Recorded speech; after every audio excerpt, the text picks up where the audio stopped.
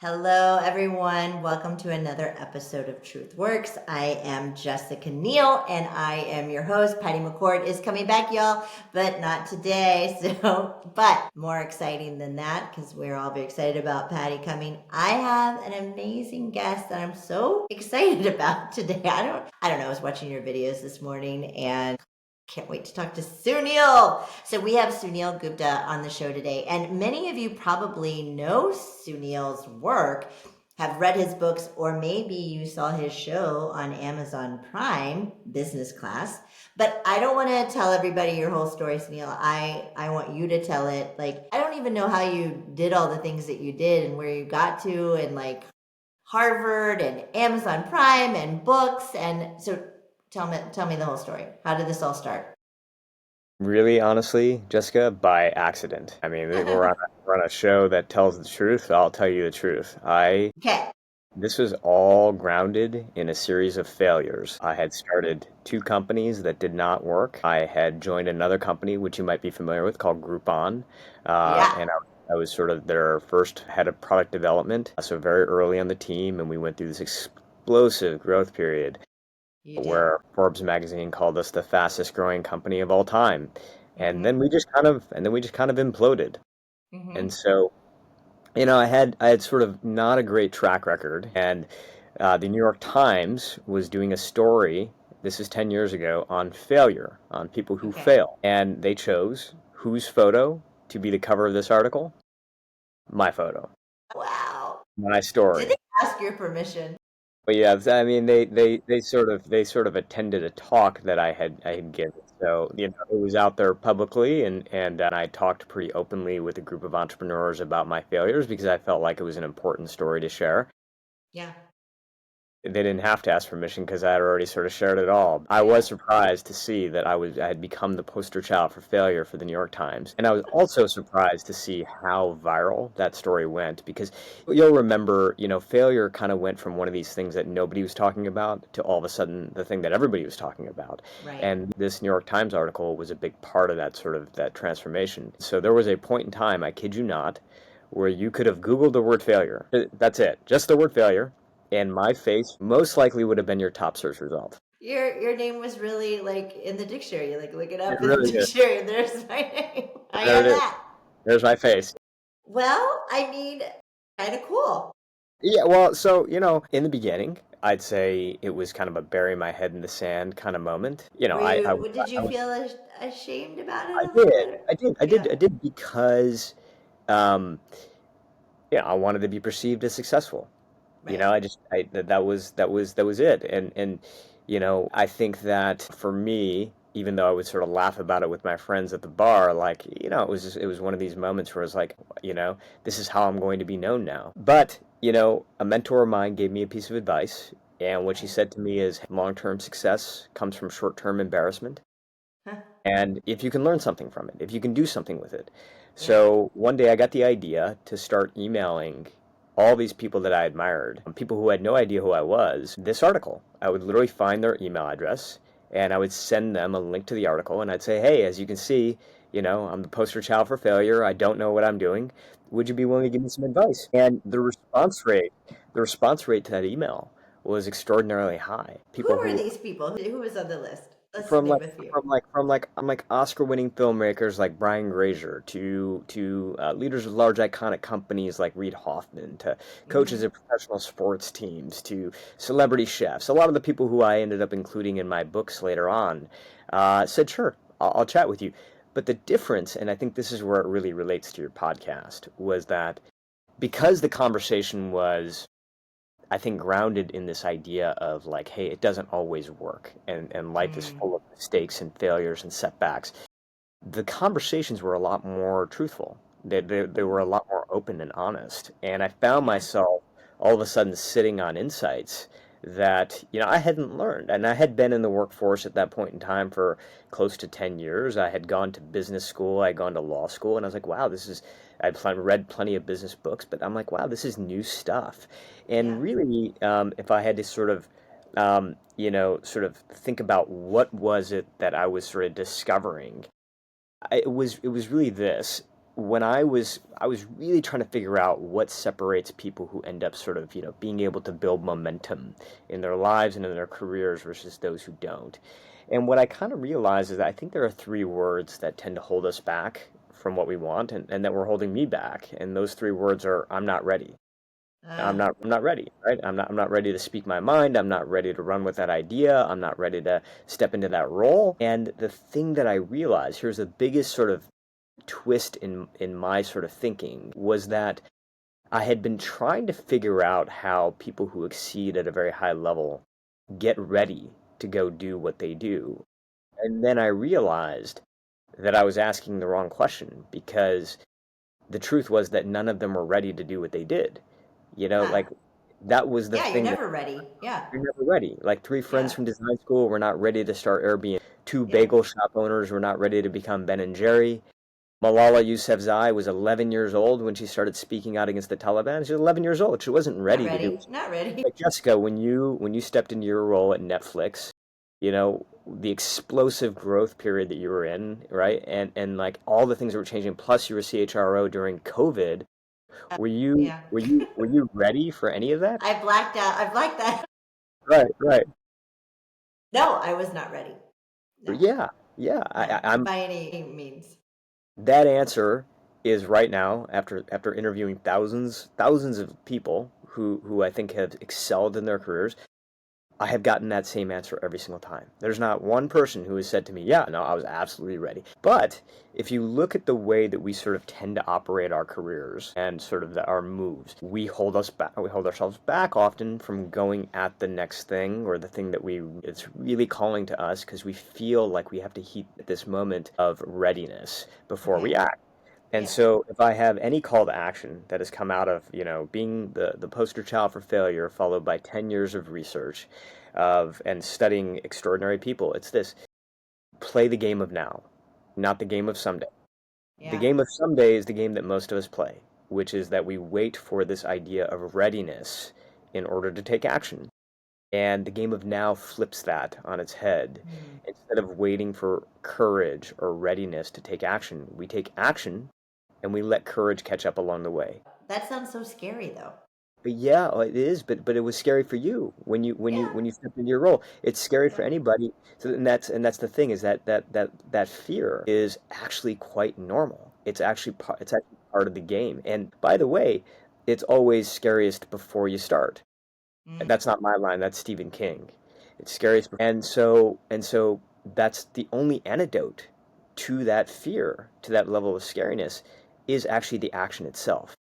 Hmm. And that's sort of the mind twist, because it doesn't quite add up. You're looking to plan, you're looking for skill, you're looking for all these things that will sort of quell the fear and make it Right. go away so that you can take action. And as it turns out, the only thing that's going to take away the fear, the only thing that's going to undo the fear, is the very action itself. Yes. So conceptually, that all makes sense. So, but let's, so like, yeah, just take an action. But let's talk about these extraordinary people that you studied and that you researched. What was it in terms of action that they were doing? Because I think about, even my career, just like you, like I don't even know. It's all by mistake. I don't even know how it happened, right? Yeah. But I just I didn't even like advocate for myself probably ever. I just worked hard and like kept my head down and did a good job. And then and this is I've mentioned this on the podcast before. It's partly my parents' fault because they were like, just work hard. Just work hard. Don't ask for anything. And so I did that. And I think I got lucky too, I don't know, but and I don't want to put myself in like a category of being extraordinary, but I got a lot of opportunities that a lot of people don't have the opportunity to get, right? So I'm just curious, with these extraordinary people, what were the commonalities of the actions that they were taking, or what were they doing? Well, I The think it's a lot patterns, of I what you guess. I Yeah. think it's a lot of mention. Hard work, I think, is an essential part of it, and I think grit is a part of it. And one of my favorite sort of, I think, topics that I think I didn't understand very well is that managing your energy is a big part of it as well, because the game of now and taking these actions, they do take effort, they do take energy, Right. and it does require adaptability as well. Because when you take an action, it doesn't mean that you know what the rest of the roadmap is going to look like. And so Right. one of the principles of playing the game of now in your life is to know that you don't have to know the last step in order to take the first step. But Right. as soon as you take that first step, things will start to emerge, and then you take the step after that and the step after that, and that's adaptability. And so Right. that's a big part of it, and managing your energy along the way is another part of it as well. But I would say that, I feel like you're probably being maybe a little bit too humble, because I think that, I know you worked hard, but there Yes. were also probably moments where you raised your hand, or at least when people said, "Hey, Jessica, are you ready for this?" Even if Yeah. you I didn't, mean, I did. I was like, yes. you were like, yes, and then maybe And inside I you were, did not believe I was, but yeah, I wanted that job, or I wanted, whatever. yeah. Yeah, and so you take the plunge, and you let sort of all the stuff that you feel like is missing catch up along the way, and it does. And I think that this is, like you said, I think that this is scary for people, right? It really is. But at the same time, it's also very exciting for people. Were these Professor. extraordinary people? Did you see a lot of fear with them in what you researched? Really? Yeah, Okay. yeah, no, totally. That's I think the thing that sort of surprised me the most is, I think what I saw them as in the beginning was fearless, and Mm-hmm. what I saw them as in the end was courageous. And Mm-hmm. courageous is different than fearless. When we think about sort of what are the necessary ingredients for courage, it's a lot of what we're talking about, but it's also fear. You actually need to have fear in order to be courageous. Otherwise, there's nothing that you were overcoming, right? Yeah, That's no, yeah, that's true. And I was just thinking about, yeah, I was always fearful. And I think failure was one of the things I was most fearful of. I did not want to fail. yeah, And also I was very competitive. I didn't want to not win. yeah, yeah, and uncertainty, and Yeah, yeah, a big part of it as well, right? So I think yeah, a fear of failure was the obvious one for me, but the lack of certainty and how paralyzing that can be as well. So if I don't yeah, have a step-by-step map on how everything is going to work out, maybe I don't decide to take that first move until I yeah, figure out what the map is going to look like. All right, and yeah. look, I think that's a reasonable way to think. It's just that it's very hard to draw a map these days, right? Because things are changing so quickly, and So quickly. way, way faster today than they were even 5 years ago, right? With Yeah, AI refashioning the way that we do things, the geopolitical climate, the way that like the skills that we need today are going to be different than the skills we need tomorrow. There's so many different ways that sort of that the chessboard keeps moving. And so the idea of being able to sort of plot your moves, I think, is becoming less reasonable. And I know you see this. When I talk to sure, CEOs yeah. of companies, one of the biggest things I hear now is that we used to have these 3 to 5 year plans that have now turned into 6 to 12 month plans. And Yeah. even those are right? And even those, I know. I always hated the 5 year plan. I'm like, how do you have a 5 year plan? Like 3 years is even a push. Like, like I don't even want to. It's happening tomorrow. Like especially if you're in like a high scaling business, it's really hard to predict what's going to happen a year from now. yeah, You yeah, know, exactly. and especially if you're disrupting and you're sort of making it up as you go along. And Yeah. and and that I think that's a really interesting point, because as we start to kind of figure out these things along the way, that can be exhausting for people. I think that It is. there's a real, like, we're in an exhaustion epidemic right now, right? I mean, Mm-hmm. 70% of the workforce says they're exhausted, and we're also at a period of very, very high uncertainty, and I think those two are related, right? Yeah. And so we know how to manage our time. I think most of the people who are listening to this have some type of time management tool. They've probably read an article or a book on time management or learned it in school. We don't know how to manage our energy. And one of Mm. the things that I've realized is that when we look at high performing, high momentum teams and leaders versus those who tend to sort of not reach their potential, the ones that don't reach their potential, very rarely do I think they run out of time, but I Mm. think they often run out of energy. they simply don't have enough. What's a good example? Tell us an example. Yeah. I mean, even when I was, so you're working in venture capital right now. I spent a year working inside Kleiner Perkins, and we would look at these startups that were sort of at the kind of borderline, like they hadn't broken out, so they had not found product market fit. Right. And we would look at, two types of runway. One was their financial runway, but the second question that we would ask that was a little less measurable but equally important was, what's their emotional runway right now? Mm, Like literally, how much energy do they have? Do we feel like the founders are getting tired? Do we feel like the yeah. team is sort of, do we feel like they're still vitalized to be able to go out and do what they need to go do? And, the mistake that I think investors, I think startup entrepreneurs, I think teams and leaders sometimes make is they pay attention to sort of, quote unquote man hours, or they pay attention to, how are we financially resourced? But you can have those things, and if the team is exhausted, then Yeah. Doesn't matter. they don't perform at their Yeah. level. And I hear this Yeah. all the time. We've Yeah. got the resources. We've got the resources. We've got the time. The board is on board. All the stuff that we sort of need. But if the people are tired, then you're not operating at a capacity in which you need in order to go succeed. But it's a little bit sort of, I think, frustrating sometimes for leaders, because it's like, I know how to manage time. That's something I can do, and I know how to manage a plan, at least as far as I can Yeah. see. But I don't necessarily know how to manage my energy, and I don't necessarily know how to manage the energy of the people around me. Okay, Right? And that's not a, yes, no, I love this. So we're gonna get back to like how do you actually do that because yeah, let's I end it. know that I know you have some tips, but I want to get back to your story for a second because we got off track. So you kind of stopped it, like you started calling these extraordinary people and emailing them, and they started talking to you. Then you started doing this research. Then what? Well, then I started to write.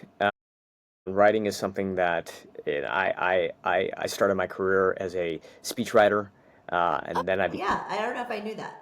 Yeah, yeah. So my first ever job was in President Clinton's White House as an intern, and that turned into a job. I was on the How speechwriting fun team. was that? Oh, it was fun. I mean, but it was a very strange time. This was 1998, dating myself. Did you have to write any speeches around the Monica issue? No, I didn't. But all of Thank that was God. happening. But all that was happening at the time. And so, by happening, I mean, she was an intern in 1995. I came 3 years later, but the whole sort of, the Story was story, coming out. Yeah, yeah, yeah, 1998. And so I was there when that was all happening, which was a wild time. fascinating. It was a wild time, but looking at what's happening today, it was almost like that was kind of a walk in the park. I know. But I got to write for, at that time, First Lady Clinton. I got to write for Fun.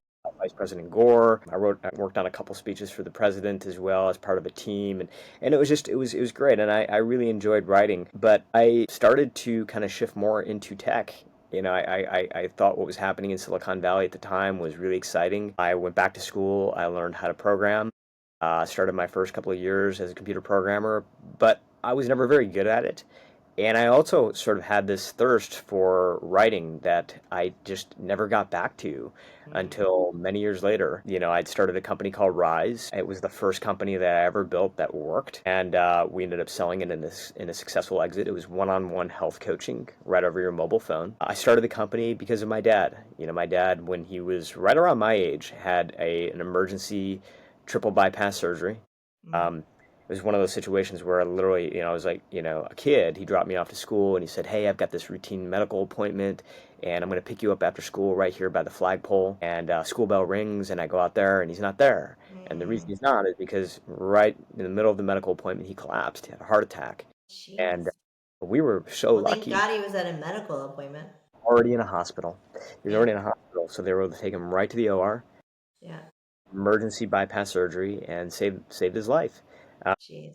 And he was very young. He was in his 40s. Um, he ended up sort of turning his entire life around. Learned how to eat, learned how to exercise, learned how to get a good night's sleep, and it's been over 30 years. At that time, I remember doctors being like, if he doesn't change his life, he's got maybe another 10 years to live. And Right. it's been over 30, and I talked to him yesterday, and he and my mom had just taken a 2-mile walk. So, so Amazing. it's amazing, and he had the help of doctors, he had the help of nurses, and I wanted to make that type of care more affordable for people. So I started this company called Rise, which is one-on-one health coaching right over your mobile phone. And when we Yeah. were bought by a company called One Medical, that expanded into to being able to connect with the PCP or connect with the nurse or even Yeah. connect to mental health professional through these micro interactions. So, we Amazing. ended. Congratulations. Well, thank you. Thanks so Yeah. much. I'm proud of what we built, but No, I I always remember. I actually remember it. Yeah. thank you. Yeah, yeah. Yeah. Well, part of it was getting back to your question, like I was learning I was learning these lessons from these leaders as I was building the company. So, the article on failure came out before that. So I was doing this kind of in parallel, but to help my company. I was like, what am I doing wrong? And how do I apply that to what I'm building now? How do I not make the mistakes I made before? But what I wasn't doing, and I started to do, was I started to write about it. So as I was learning lessons, I would journal, and then I found that the journal entries were starting to make enough sense that I could submit them as articles, and I did. I started to submit articles to Fast Company and to Fortune magazine, and some of them got rejected, but some of them got printed, and eventually, enough of those articles were written where I said, hey, maybe this could be a book. And so shortly after we sold the company, I joined the faculty at Harvard Medical School because that kind of was the area, it was the lane that was developing for me, which is the intersection of well-being and leadership, and started to deepen that work. And eventually, in 2021, I got my first book published. No, congratulations. I mean, what a wonderful story. You go from being like the Google face of failure and then, you become this entrepreneur who is disrupting health and you're writing books and you're studying extraordinary people. I mean, who like to be part of Harvard. I mean, that's sort of, I don't know, a lot of people's dream. And here you Yeah, are. well, yeah, and I'm here to tell you, like, and I know it sounds cliche sometimes, but it's just true, which is like these failures can be your stepping stones. They really can. But the catch is that you got to learn from it. Because Right. I do know people who are sort of failing over and over again, but they're not necessarily taking the time to reflect and learn. And for me, what it did is it just opened up this field of learning. And Right. that today that is my world.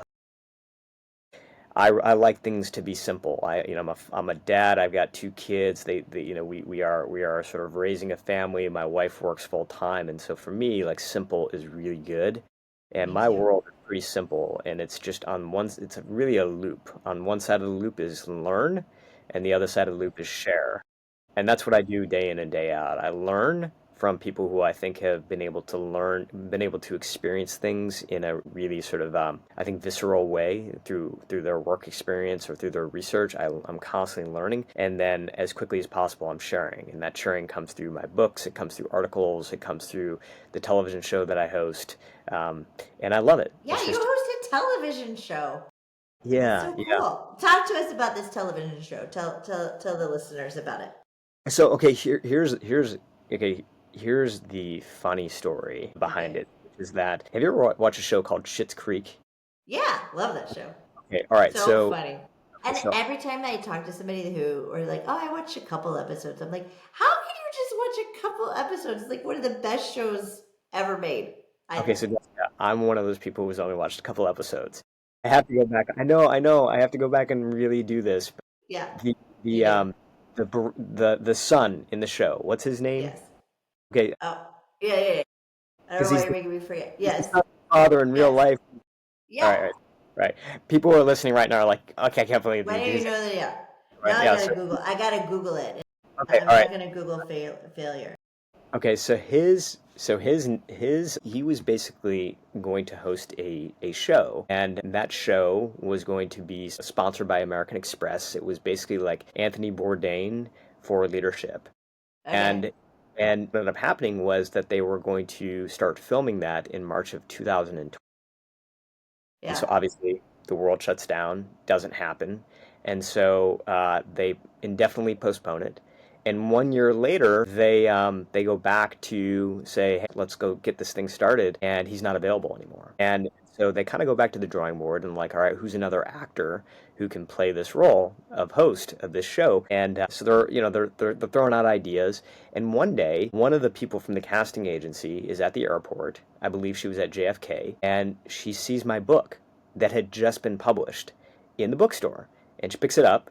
She takes it on her flight back to Los Angeles, and on that flight, she starts to read this book. And this book, as it turns out, was all about my story, which is about going out and meeting with all these leaders and trying to glean their insights and trying to make sense of it and share it out with others. And so when she lands, she sends an email to her team saying, hey, like, this guy doesn't seem like he has any TV experience, but it does seem like he is kind of doing what this host would be doing. And so Right. I get a call from the casting agency saying, hey, would you be willing to do a screen test? And so I did. Yeah, yeah, of course. Yeah. Next thing I know, I got offered the role. That's so cool. So that's how it happened. Yeah. I mean, how cool. Okay, so the son's name is David Rose, and it's played by Dan Levy. And that's the father-son combo. Eugene Levy and Dan. I don't know why I was me. Anyways, they Yes. are hilarious. Yeah, so you just get found, book gets read from an airport, and then you just get a TV show. It's just that easy. Oh, well, I mean, yeah, I mean, other than I just like again rewinding the tape, it's like it all. Okay, so it's funny because one of the things we were talking about the qualities of the game of now, right? And the one that just struck me for you, Jessica, is openness, Uh-huh. right? Do you feel like that's been a big part? You mentioned hard work, but do you feel like openness to new experiences has also been Yeah, I was always open. You know, okay? I'm a big believer that you never know what's around another corner. I am not the person that says never. So I'm like, okay, well, I don't know, maybe, right? So, and I also believe that you can manifest things that you Okay, I'm so glad you said that because I didn't want to be the one to sort of go woo-woo here, but I will go there with you any day. go. Let's go. Let's go. Like, I think when you have a posture of openness towards the world, Yeah. these serendipitous opportunities do come to you. Yeah. But I do think that the more closed off I have been, where it's like, no, no, no, I know the path here. I know exactly what steps I'm going to be taking. That's when the serendipity started to go away. So, Yeah. so getting back to your point of like, oh, hey, all of a sudden somebody picked up a book and you got a TV show. Yes, that is true, and it is a funny story, but my posture towards the world had completely opened up at that point in time. Yeah. I had sort of a sense of what it is I enjoyed doing. I knew I wanted to learn things. I knew I wanted to share them. I knew that I loved to write. I knew I loved to tell stories. But I no longer had this rigid plan of how all of that was going to take place. I was starting to open up. And the more that I opened up, the more these sort of surprising, beautiful things really just started to show up. Isn't it? I'm just thinking back on, my life in general, and I think that's so true. It's like when you are open and you're curious, I think, Curious. and it is sort of serendipitous how things just kind of come, right, to you. And times where I've not been that way, things haven't, you know? It's really Yeah. interesting. Now you're getting me to really think about my life here. Okay, well, let's go back to managing energy and what you've learned. Because if I'm, just as you were saying, I'm a leader. I don't know how to always manage my energy. I don't know how to manage everybody else's energy. How do we? Because what if all the things look great on paper, but we're tired? Yeah. Like, and just as you were saying, like 70% of people in the workforce say they're tired. And then, the other point you made, which I think we're all aware of, is like everything right now is kind of uncertain. You really don't know day to day what's going to happen. And that is exhausting. That's exhausting. So, our go-to tool for managing energy and for dealing with exhaustion has largely, especially in the United States, been vacations. We take vacations, right? And vacations are wonderful. Yeah. They are a But they wonderful don't way to they family. don't get you less tired. That's right. They don't get you less I tired. always come back more tired, That's the thing. especially because I have a kid, and like taking a vacation with kids is like, it's not a Totally. vacation. Totally. The vast majority of people who have been surveyed say they feel more stressed 1 week after vacation than they did than they did 1 week before vacation, right? Yeah. So think about So that for a you're moment. saying don't take vacation. Well, that's the thing is that they can be a wonderful way to spend time with friends. They can be a Yeah. wonderful way to connect with family and to see different parts of the world. So it does have its value, but as an instrument for dealing with burnout, turns out it's actually not that effective. And yet, Yeah. it is our go-to tool. Right. It's like Take time I, off.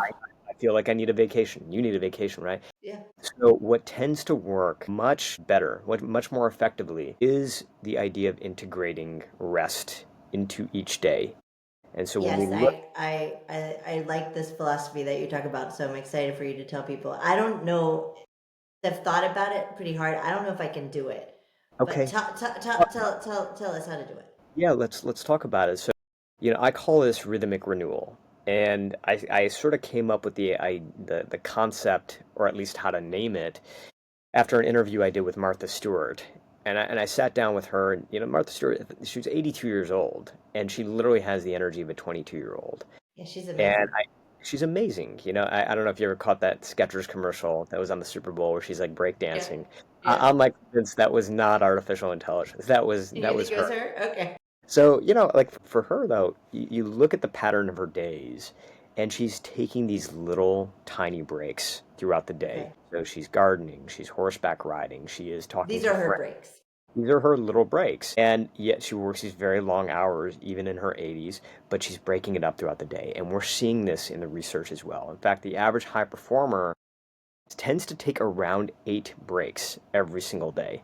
Okay. Eight tiny focused breaks, right? Now, if you're listening to this and you're saying, that sounds wonderful, but that's not something that I feel like I have time for, you're not alone. And I have felt that way as well. And we can talk about some really practical ways to start to integrate this into your life. But the thing to keep in mind is that when we look at the brain scans around this, they're very, very compelling. When they look at people who take no breaks throughout the day, what you see is the classic afternoon slump where your brain sort of activity, the beta waves that start to lead to stress, anxiety, lack of focus, lack of resilience, they start to kick in. That's the afternoon slump that most of us feel. And by the end of the day, you're pretty fried. But when we look at people who have the same schedule, same demands, but they are just doing one thing differently, which is that they're taking these little brain breaks throughout the day, we're seeing that they have a much more resilient set of brain scans that are Mm. their focus, their resilience, they're able to stay much sharper, they're more collaborative, they're more creative, and that sticks throughout the day. The number one thing that I hear from people who I have been practicing this with, and I see it over and over again, is they say that for the first time in my career, I actually feel as much energy at the end of the day as I did at the beginning of the day Mm. by taking these little methodical breaks and staying consistent about it throughout the day. Okay, well, help me do this because I feel like, because I was thinking about, what you say around this before our conversation. And it's like, do I do that? I don't even know if I do that. Because I feel like if I'm not working, I'm doing something that is maybe I don't consider a break. Like I'm like folding laundry because I got to fold the laundry for my kid, which I hate folding laundry. It's literally the worst. But or I'm, organizing something for something. I'm getting ready for I gotta focus and get ready for an interview, or I got, you know what I mean? Like I also I'm not very good at like sitting still. I'm not like I Yeah. can't like if I sit down on the couch, I'm like, what do I have to be doing right now? Right. So one, there's something wrong with me, I know, but is that considered a break? Like And if there's I'm nothing, folding laundry? not if you hate it. So I do, I do. I hate it. right. So I do think it has to be something that you don't hate. It's got to be Okay. something that restores you. So a couple things. One Okay. is that I'll offer to anybody who's listening right now, the 55-5 model, which is that for every 55 minutes of work, whenever possible, and believe me, I know it's not always possible, But whenever possible, you're building in 5 minutes of focused, deliberate rest, 55 to 5, right? And that 5 minutes is really kind of up to you. This is getting to your question. What do you do with those 5 minutes? And Yeah. I've asked literally thousands of people this question, and I get many, many different answers because we are an N of one. Some people like doing things that are active. They like doing push-ups and sit-ups or jumping jacks. I've gotten those answers, plenty of those. Some people like to do a puzzle. Like they'll always Okay. do a Wordle, or they'll actually have an actual jigsaw puzzle. Some people like to call a friend. There's an incredible therapeutic benefit that comes from just calling somebody you haven't talked to even Yeah. in a while and just saying, "Hey, like I only have 5 minutes, but Yeah. I wanted to hear your voice." There's incredible therapeutic value from that. Breathing, some people like that. It's not for everybody, but for some people, sitting down and just paying attention to your breath or Go listening to a piece of outside music and or getting outside breathe into the nature. air. Yeah. Exactly. So you're starting to create a recovery menu of Okay. things that work for you, right? Starting to kind of build off that menu and play with it. That's my number one piece of advice. Jon Favreau, who has directed a lot of the Marvel movies, and he's an Yeah. actor and he's a writer. What is his thing? He plays the ukulele. He goes into his room and he plays the ukulele. That's what he does, right? Perfect. And so you, Yeah. you just get the wildest answers. The other day I talked to an executive who said that they like to talk to themselves, and I'm like, wow, that's a really honest answer. Yeah. Work from What are you home? How talking does about? he's like, I don't know. We're back in the office, got an open floor plan, but I pop my AirPods in, and people think that I'm on a phone call, but I'm actually just talking to myself. I'm giving myself like self praise and kind of building myself up. I'm like, oh, that's great. It's like you're good enough. You're smart enough. You're good enough, you're smart enough, or just having like Yeah. talking things out loud sometimes can be really helpful for people. So, I think that it really is something for you to experiment and play with. But the key to all of it is really starting to build these transitions into your day. Mm. Like the way that I look at it is that every day you are writing, a page of your story, and you don't want that page to feel like one run-on sentence. Yeah. You want it to have periods and Yeah. commas and line breaks and paragraph breaks. And so sometimes that means Exclamation points.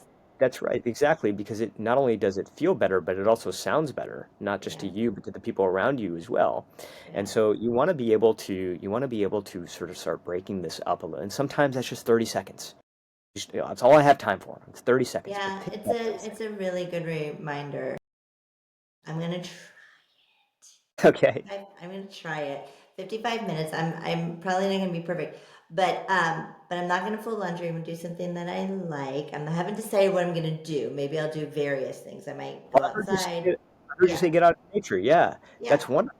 Just getting yeah, out, getting a couple fresh breaths. That's yeah. sometimes all you need. So if and we are running out of time, so we kind of have to wrap up in a minute, which I'm really sad about. But if I'm a leader and my team is tired, how do I get their energy back? So, 55-5 model is not just for you, it's for It's everybody. for them too. But how do you how do you convince your team to do it? Okay, Do so you do if it I together?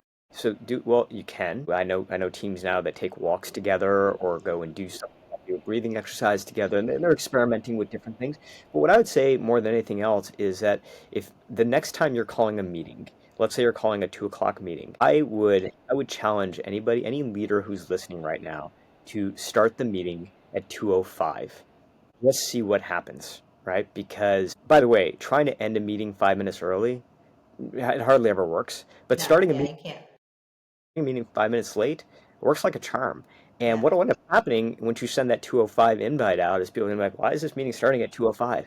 And that's the opportunity because you get to explain in that moment that you're starting to build these 5 minute breaks into your hours in order to be able to restore yourself. And yeah, that is to give them permission. And here's why that is so important. We have been conditioned to view rest as a reward. You have to earn your rest. right. Okay, yeah. So like you work hard, get some rest. Work a little Exactly, bit more exactly. hard, get some rest. Get through your to-do list, get some rest, right? And that sounds like the attitude of a hard worker. That sounds like the attitude of a high performer. The problem is that it's very much out of touch with the science of human performance. What the science of human performance tells us is that rest is actually not a reward, it is a resource. Okay. So in other words, it's not a reward for what you have just done. It is also a resource for what you're about to do. And when we can start to kind of build as leaders that mentality in of, hey, it's not just a reward. I actually want you to show up sharp to this next meeting. Right. I It's a want you to tool. perform well. It's a tool, right? Yeah. A hard work ethic requires a disciplined rest ethic. And we're not going to Yeah. wait until we get a vacation or a long weekend. We're going to build it into our schedule so Yeah. that we can increase our capacity, right? And I think that's really the crux of it all, which is that we're not doing these things so that we can mellow out necessarily. We're Yeah. doing these things so that we can increase our capacity to do hard things better. Yeah, no, absolutely. It's so funny because you're making me think of something. So my son turned 6 today, and he's in Oh, kindergarten. Yeah, and so happy birthday, Hudson. I love happy, you. happy birthday, Hud. But he came home from kindergarten. He had got a new teacher this year, and I'm like, "How do you like Miss Janet?" And he's like, "Well, I don't. It's not going very well, Mom." And I was like, "What are you talking about?" And he's like, "Well, Miss Janet doesn't let me have any brain breaks, and I need more brain breaks." Um, and I was like, "No, you don't. You need to learn. You have plenty of brain breaks." Maybe I should, maybe I'm being a bad parent here. But anyways, I think what you're talking about is giving your brain a break. Giving your brain a break so that it can be at higher capacity, Yeah, like right? rest your brain for a minute. Question your brain so that it can perform better with the Yeah, next thing you're about to do, yeah, right? yeah. So I think if I could, like, if there's going to be anything that I would love for anybody who's listening to take away from this, the next time you're about to take a short break and you feel like, oh, but I have too much to do and there's too much going on and I would feel terrible about the idea of taking a break, I want you to just repeat the mantra: rest is not a reward, it is a resource. I love it. I'm gonna repeat the mantra because you're right. You're right. You feel bad. Like I feel bad if I'm taking a break. I'm like I should be working. Like, yeah. Oh, gosh, I could talk to you for 10 more hours. This is so fun. But I know you have a life outside of the Truth Works podcast. So we're not going to keep you forever. But we always do ask our guests to leave like a nugget of advice, like the best advice that you can give, even though you've already given so much great advice, especially the last thing you said. But what is it that you want to leave the listeners with besides what you just said? Well, I don't think any of us can do this alone. And I think that that's like, I'm so heartened by what you do with your work, Jessica, because I think you do pull together community. It's very clear. Look, I mean, the research is very clear on this, and the longest running study on happiness ever conducted. I got exposed to it when I was in Bhutan, which is the only country in the world that measures itself based on what they call gross national happiness. And I was out there doing research, and they're the ones that introduced me to the study. And the executive director of this study, that has been running for over 80 years, was asked, "Hey, can you boil down all this 80 years of research on happiness to one sort of principle?" And his answer was to never worry alone. Never worry.